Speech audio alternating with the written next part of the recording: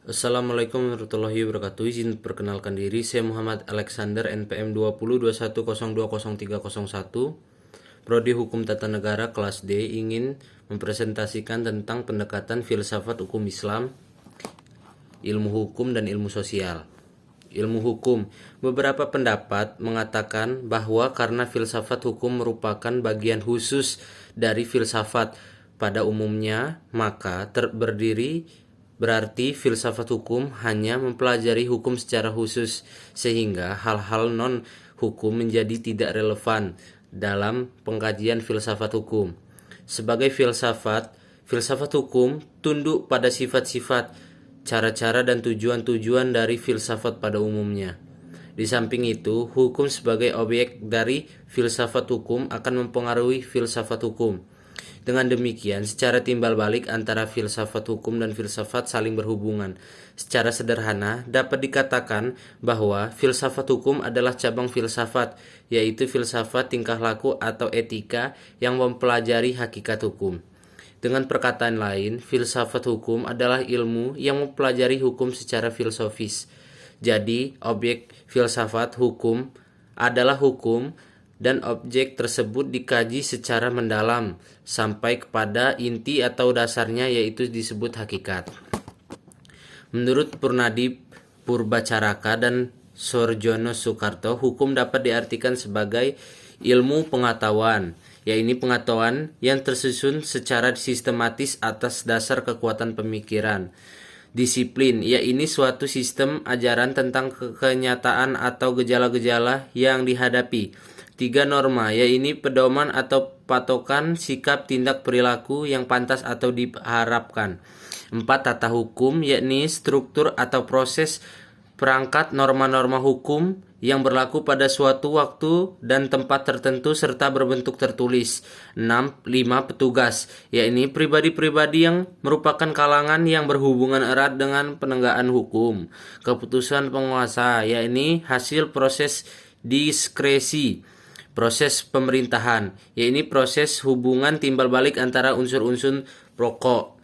Sikap tindak ajek atau perilaku yang teratur, yaitu perilaku yang diulang-ulang dengan cara yang sama yang bertujuan untuk mencapai kedamaian.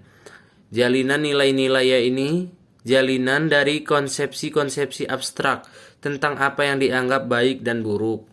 Ilmu filsafat sosial. Filsafat sosial merupakan cabang filsafat hukum yang mempelajari kemasyarakatan secara kritis, radikal, dan komprehensif. Secara Plato dan Aristoteles, kajian terhadap persoalan-persoalan kemasyarakatan sudah menjadi objek penelitian tersendiri.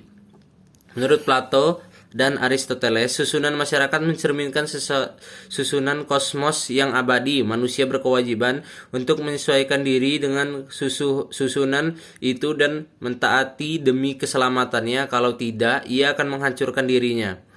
Pada abad pertengahan, masyarakat Eropa masih memperlihatkan pada pola dasar yang sama, hanya sekitar mengoreksi terhadap paham Plato dan Aristoteles.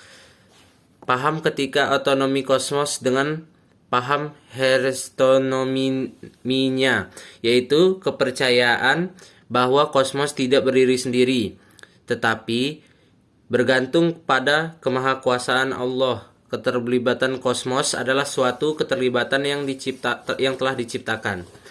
Perubahan hukum dan sosial, proses terjadinya perubahan-perubahan pada masyarakat di dunia pada dewasa ini merupakan suatu gejala yang normal, yang pengaruhnya menjalar dengan cepat ke bagian-bagian lain dari dunia.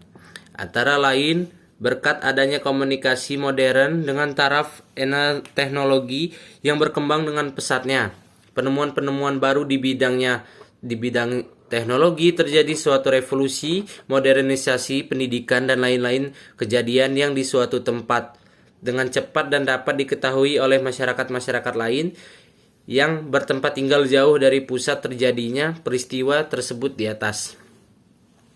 Faktor yang mempengaruhi terjadinya perubahan sosial.